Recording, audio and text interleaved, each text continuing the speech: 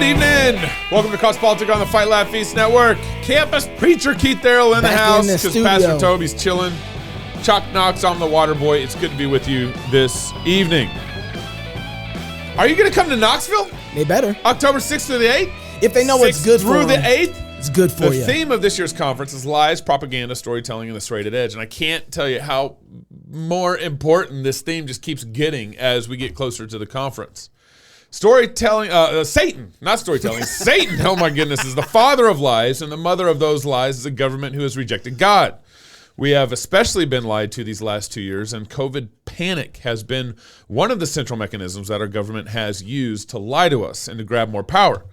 Because Christians have not been reading their Bibles, we are susceptible to the lies and weak in our ability to fight these lies. God has given us his word to fight Satan and his lies, and we need to recover all of God's word, including the sharp serrated edges and all. Swing. Mark your calendars for October 6th through 8th as we fight, laugh, and feast with fellowship, beer and psalms, our amazing lineup of speakers, hanging with our awesome vendors, meeting new friends, and more. Early bird tickets are available now, and Keith is so excited he can't stop laughing. Yeah, he's so excited. Go to fightlaughfeast.com, click on shop, and we'll see you guys there. Swing.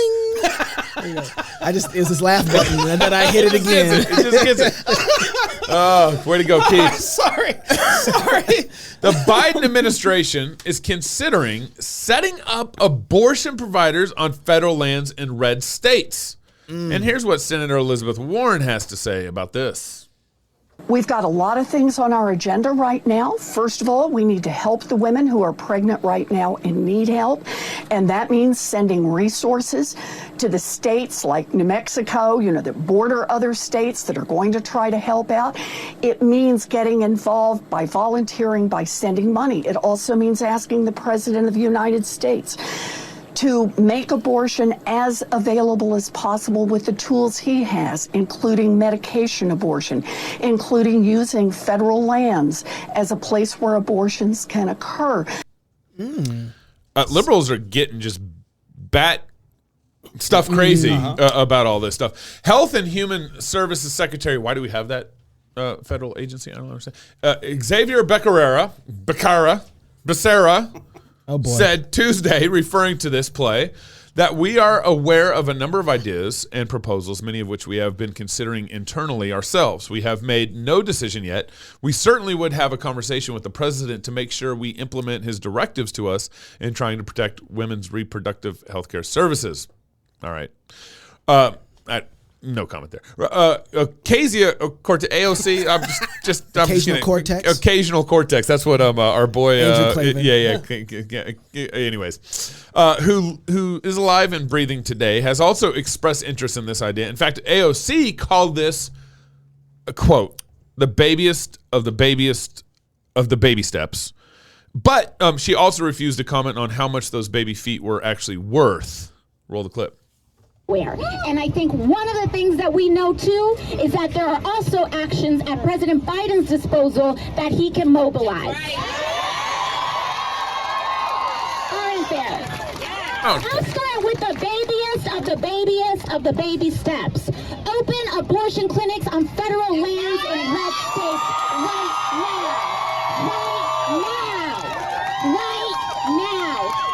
right now. I'm sorry. It's I was incredible. in a trance. The bloodlust of the left is they're gonna try to find any way in any strategy. They're gonna use any strategy at hand to get this passed. In Austin City, the liberal city in Texas. I won't go there right now, but Austin, I'm intrigued. their city council is actually trying to pass what they call the Grace Act. Okay, the Grace Act stands for guarding the right to abortion care for everyone. Grace Act. And trying to decriminalize abortion in the city of Austin. So it's like just full satanic. Yeah. And so Texas had a trigger bill, so it's illegal in Texas to do most abortions now. So the city of Austin is trying to fight back against all this. Although it's funny because I remember Karine Jean, what's her name? Abdul-Jabbar? No, not Karine Abdul-Jabbar. No, our press secretary. Yes. She said we understand the proposal and what it's intended to do, but there is one thing that they could actually do, which is calm down on this. And providers at risk right now, is what this would do. This would put providers at risk if they were to actually go along with putting federal lands, allowing federal lands to have abortion clinics on there.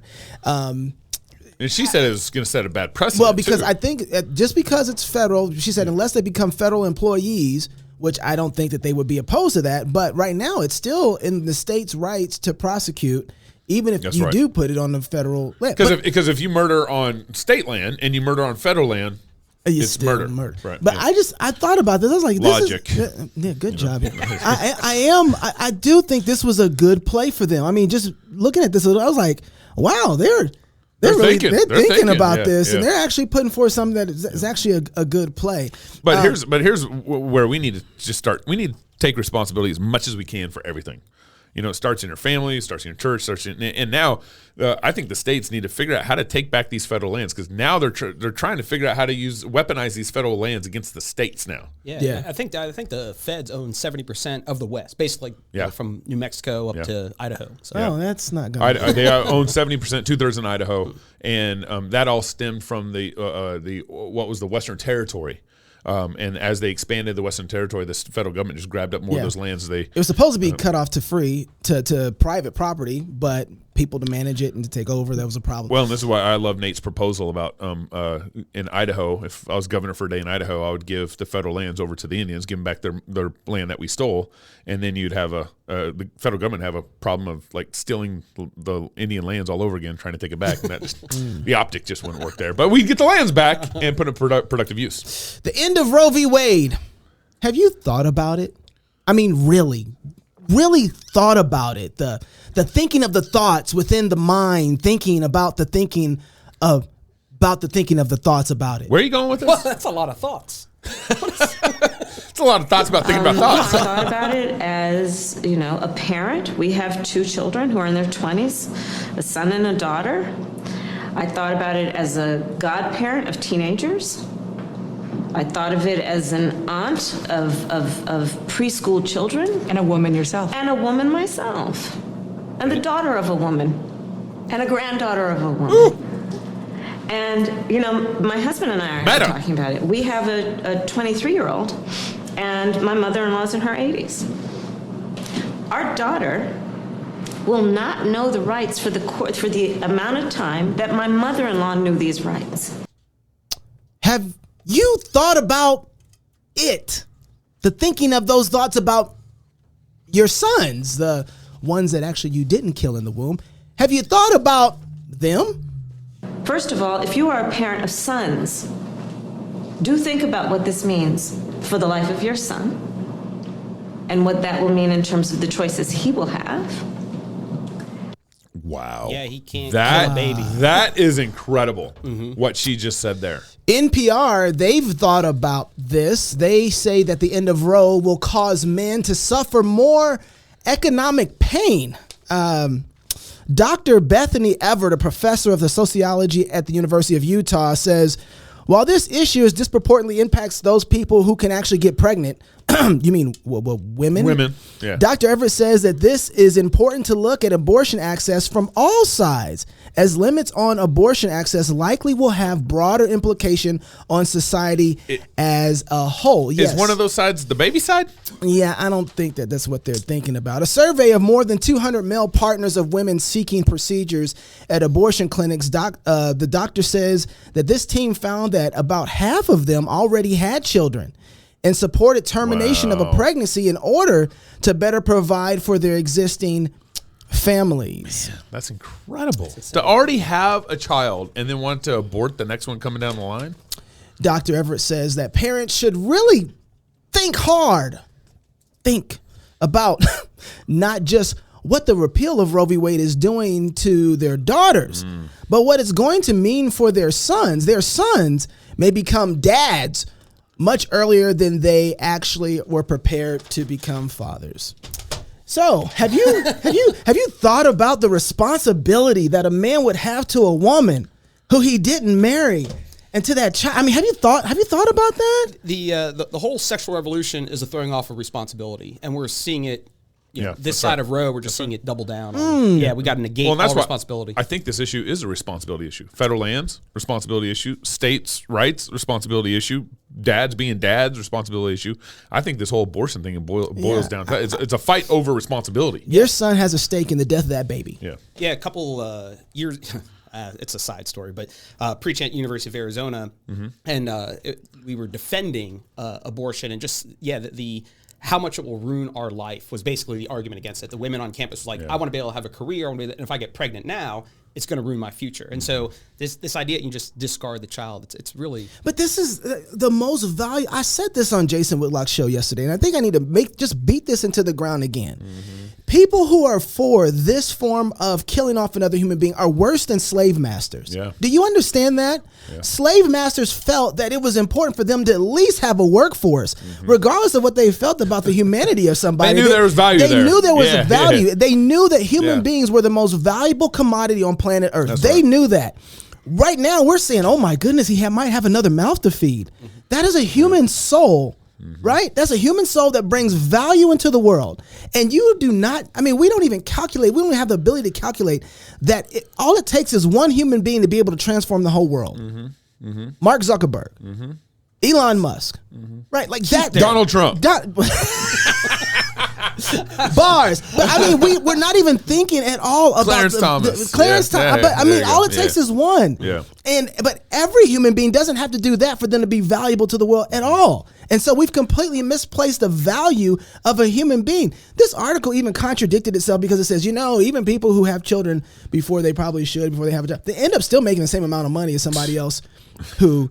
This is why like guys like David French and a lot of those, I don't know, neocons. I don't know what to actually name them, but this is what they don't get is that America is going to suffer greater judgment than Sodom and Gomorrah, right? We're the ones killing off 60 million babies. America's going to suffer greater judgment. The age that we're in now is going to suffer greater judgment than the 1860s, antebellum South. And it reminds me of old Leonard Ravenhill lines. Sodom didn't have a Bible, whereas we got churches on every single corner. We got Bibles abound. And so to whom much is given, much is expected. Right, so man. We ought to know what we should be doing, but instead we've turned our back. Well, a culture like this, even, she's making a horrible contradictory statement, Kamala Harris, about I'm thinking about it as a mother. I'm thinking about it as a cousin. It's all emotional. It's all pure emotional manipulation. As a mother, sister. And I come from a mother who comes from a mother who comes from a mother. It's such patent absurdity, but it's pure emoting. There's no substance to anything she said. What's that Eddie Murphy clip where he's speaking politics? Oh yeah. You have nothing to fear but fear itself. If you can't stand the heat, get out of the kitchen. Live free or die. And in conclusion, read my lips.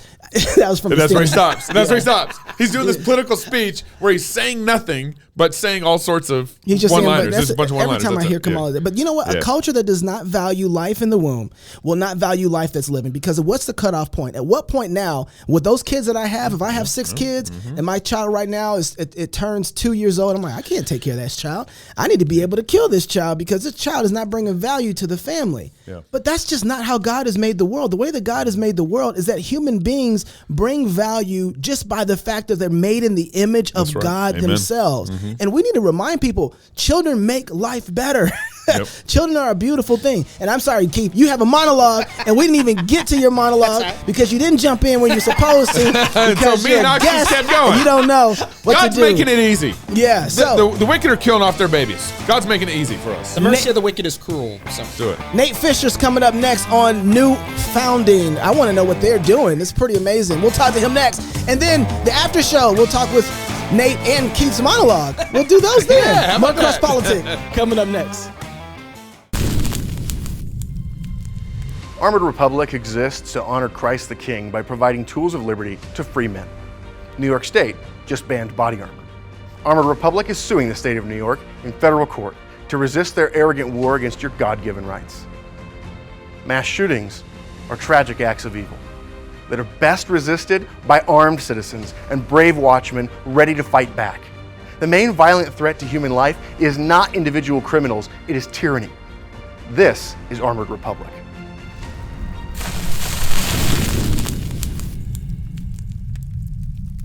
Hi, I'm Robert Borton, CEO of Classical Conversations, the world's largest classical Christian homeschooling community. I'm launching a new podcast, Refining Rhetoric. If you like cross-politics or just listen to hear what crazy stuff they're saying today, you will enjoy Refining Rhetoric. You can find us on your favorite podcast platform. I practice the 15 tools of learning by interviewing great guests, looking at current events, and talking about cryptocurrency. Welcome back to Cross Politic on the Fight Laugh Feast Network. This segment is brought to you by Boniface Woodworking. Boniface Woodworking exists for those who enjoy shopping with integrity, who want to buy handsome, handmade wood. It doesn't even say handsome. I just added Handsome that. handmade wood. Wooden furniture, gifts, and heirloom items. They should put that in there. That's nice. Yeah. For generations. From dining tables and church pulpits to cigar humidors. We're waiting on ours. Hopefully, Boniface, where you shipping it? They want you to get the ad and right everything first. in between. I like that. They do want me to everything in between. Church pulpits to cigar humidors. Everything in between. I love that. You guys don't love that? I get no comment there? Okay, I'll finish reading the ad. And transcends basic function of whatever they are. So start voting with your dollars and stop buying cheap crap from people. I'm just going to let that hang there. From people who hate you. Visit bonifacewoodworking.com, see their gallery, learn their story, and submit your order for heirloom quality wood items. I mean, it's like it lasts for generations. Yeah. That's what we're going for. And start building that Christian economy. That's right. Honestly, that's right. One of the when we talked to Gifts and Go yesterday. That was so good. You got their names wrong. If you haven't listened to that show, go listen to that show. Yeah. That was phenomenal. But one of the things they said was super important. We have to keep reiterating this. Start using those platforms that support your worldview, that are building the kingdom at the end of the day, and help them build, because when they get started, they're not always perfect. Yeah. But we tolerated Facebook, we tolerated Twitter, we tolerate a lot of these other platforms. Yep. And so we need to go ahead and start building things that support our worldview and let them get hot too. So, you guessed it. We got another Texan in the studio. They guessed it. Oh, man. They guessed it. We got another Texan in the studio. Nate Fisher. Or a New Yorker. A general partner. No. Is a general partner and chairman of New Founding. He founded American Forum, which is Aaron Rand. It's part of that, right? American Forum, which he leads as CEO and serves as chairman of Principal Investments. Nate has broad investment and company building experience with a particular focus on macro changes and risks. Macro, I can't even get my mind around that. He has made control or lead investments in manufacturing, career prep, and alternative investment companies. He previously co-founded InvestRez. Is that how I pronounce that? InvestRez, okay. $1 billion real estate company. Ooh, $1 billion. How about that? Has helped launch several civic organizations and is a Claremont Institute Lincoln Fellow. How do you get that? I want to be that. Can I get that? He lives in the promised land of Dallas, Texas, with his wife and 4 children. Nate, thanks so much for coming on the show, man. Really appreciate it. Thanks for having me. This is great. Are those children baptized? I'm a Presbyterian. Okay. Deep in the heart of Texas. Right. Yeah, I grew up Christian Reformed, so similar. Oh, hence a little the more Calvin connection. Yeah. No, the Calvin connection. Okay, that's why I went there. So you started New Founding. I know about this much about it, and it sounds like there's a lot of kind of vision stuff connected with what you're doing with New Founding. You want to maybe just kind of give me an overview of what New Founding is, and let's get into some of that vision. Sure. So I think your lead into this, the ad for Boniface Woodworking, encapsulates what we're trying to do, which is we recognize that the right's strength has been op-eds and sound bites and political commentary. And memes. Yes, memes took off. Yeah. But you can't Left can't meme. You can't build an alternative way of life on that. And what we recognize is that politics is now touching every aspect of life. Politics is interested in you. To paraphrase a Trotsky line, you may not be interested in politics, but it is going to find its way into your company, into your cultural institutions, into everything. And the right can't just criticize that, and I think we have about a 60-year tradition of criticizing that. The right needs to build an alternative, but to even build alternatives, we need to know what we're aspiring to. Okay. And that means develop out the vision of what an alternative way of life looks like, what a more human way of life looks like. I like this. And And ultimately, that's primarily the domains that we focus on day to day, which are cultural, which are commercial, which are the businesses, which are the places that provide jobs, which are what you read and consume if you're not a politics nerd the way a small share of us are, if you're a normal, healthy American. And so New Founding, I think of New Founding as a venture organization. This is a movement that's growing. More and more people recognize they need this. They don't know exactly what they need. But the way we envision this is we have a media arm, a very significant media arm. Our most popular publication is called Align, and it's a newsletter that comes out once a week whose motto is "Don't buy from people who hate you." And it will provide alternatives, 3-4 alternatives typically that are just good, wholesome, all-American businesses that do not hate you. On that one. That's a great idea. I mean, as soon as you read that, I thought that epitomizes what we want, right? It's not just some cheesy sort of classic niche ghettoized alternative. It's making good quality products that epitomize not just our values, but also what we should aspire to make. And so that newsletter points people in the right direction. Okay.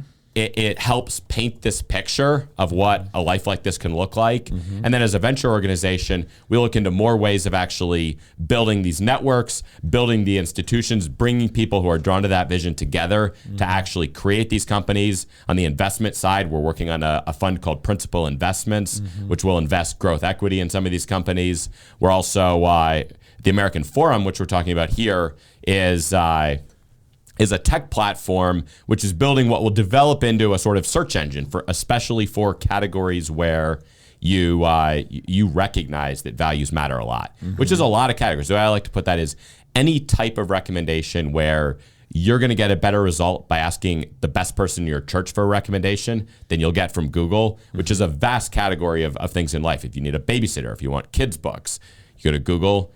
Their list of kids' books they recommend will turn your kid trans. You go to some mom in your church who's does extensive research figuring out the perfect books for 6-7-year-olds, you're going to get an amazing list. So any category like that is the area where ultimately people go for convenience. Why do you go to Google anyway? Because it's more convenient. So that sounds great. What would be an easy way to find that? Like to get Align on a weekly basis? So Align, go to joinalign.us. Just the two words, joinalign.us, and you can sign up for the newsletter. And we actually just launched a directory with about 300 businesses.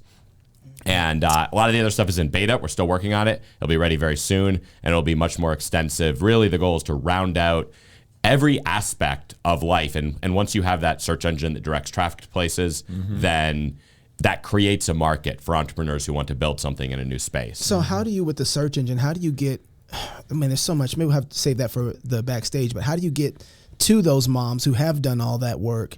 How you prioritize them being lifted to the front, or the way you operate versus other. Engine. So that's where I think I have a fundamental critique of how Silicon Valley approaches reputation, how it approaches information.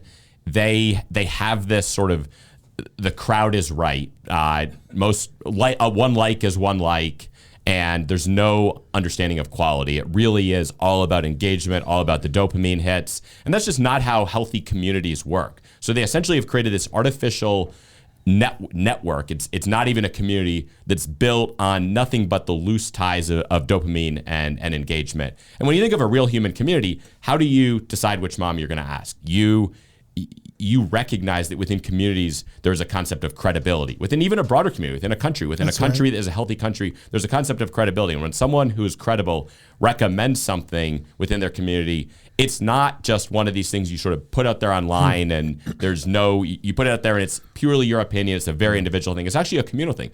She is staking some of her credibility, her reputation on betting that you're going to find that useful. And so she's careful about it. She stewards it. And who rises in credibility, who's recognized as someone you turn to? It's someone who's careful about what they say. It's someone who's developed judgment. They exercise judgment when they say things. They know they're circumspect. They know when to speak and when not to speak. And I think that's a fundamentally different model than how virtually any network has been designed. And yet that's how credibility works in every human community. So our model is, rather than building on the Facebook model and really even building on things like Parler and things that really try to copy an existing model, recognize that those are just flawed models. They don't elevate the best of human communities. Instead, what we need to do is we motivate people, and we develop a model that recognizes who the credible people are and encourages them to share their information. This kind of sounds like an ESG model almost. Yeah, are you familiar with ESG Yes. scores? Oh, yeah. It sounds like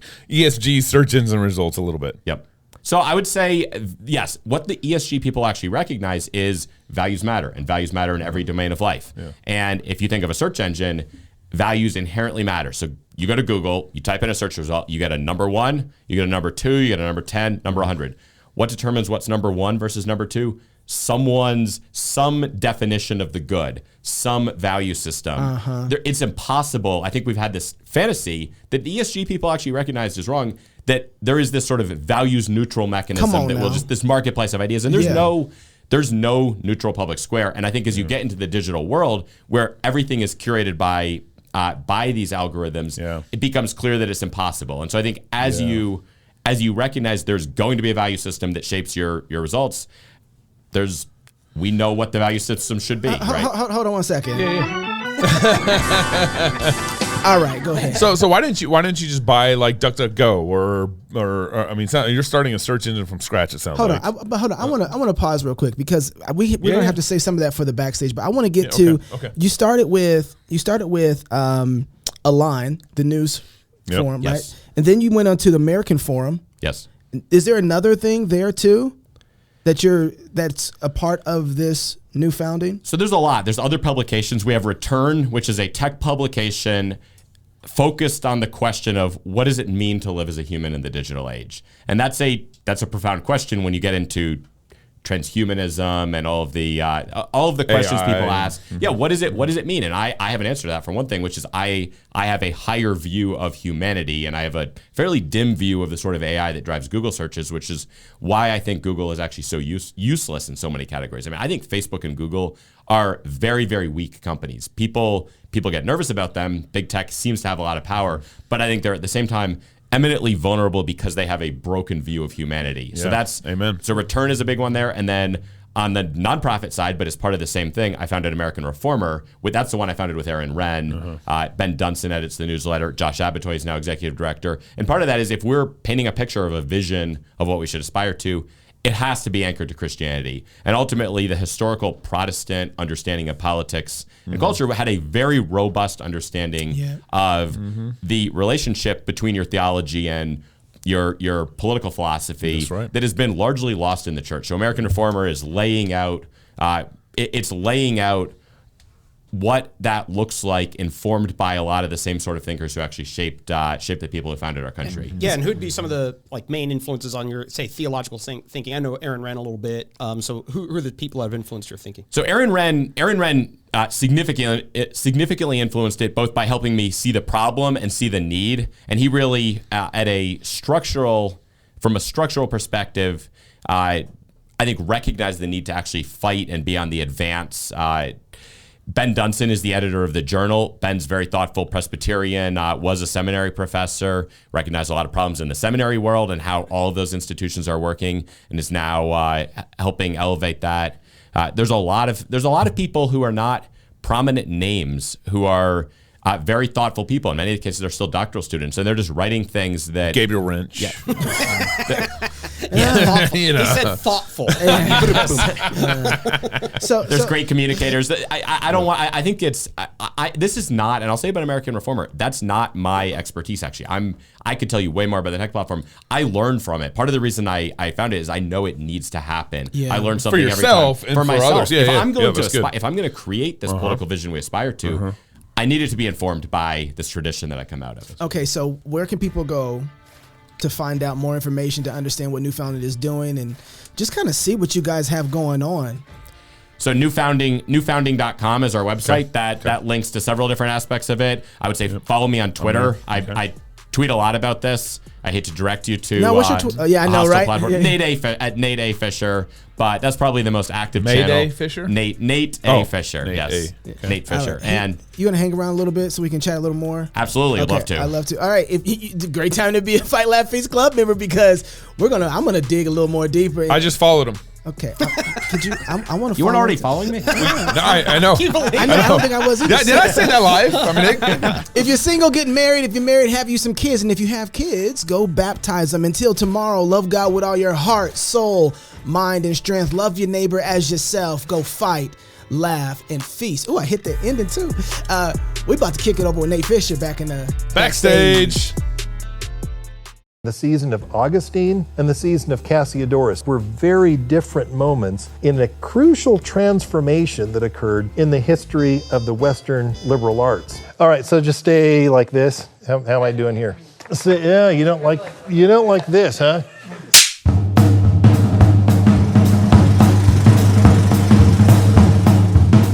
What does a Christian education look like when non-Christians are the ones who control the institutions of learning? This is a question that confronted Bishop Augustine of Hippo in North Africa in the 5th century AD. Augustine lived at the twilight of the Roman Empire. He himself had been trained with the best learning that Rome at that time had to offer. He himself actually came through the ranks and taught rhetoric in some of the best schools. And it was then, after he had come of age, that he converted to Christianity, but he wanted to continue the project of education, but this time for Christians. And so he had to confront the question, what does a Christian education look like when the unbelievers control the field? When they control the institutions, when the whole apparatus and curriculum of learning emerge from a pagan environment. And so Augustine wondered, what is it that Christians should jettison? What is it that Christians can embrace? What is it that Christians can adopt but in modified form?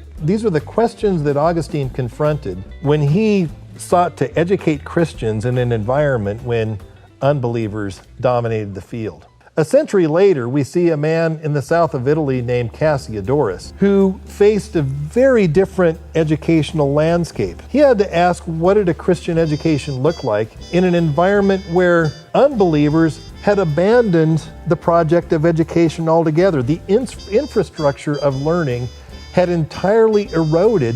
If education was to proceed at all, it had to proceed on the foundation of Christianity. The Christians had to be the ones preserving education. What does a Christian education look like when Christians are the ones forming the institutions, when Christians are the ones organizing the curriculum? Well, these two seasons in the history of education, the season of Augustine and the season of Cassiodorus, just 100 years apart, were very different moments in a crucial transformation that occurred in the history of the Western liberal arts. We're going to be studying this story. We're going to be going back to the sources. We're going to go back to Augustine. We're going to go back to Cassiodorus. We're going to ask ourselves which of their predicaments most resembles our own. Which can we learn from Augustine's period? What can we learn from Cassiodorus's period? As we confront these questions, we're going to engage these sources, and we invite you to join us here at New St. Andrews College.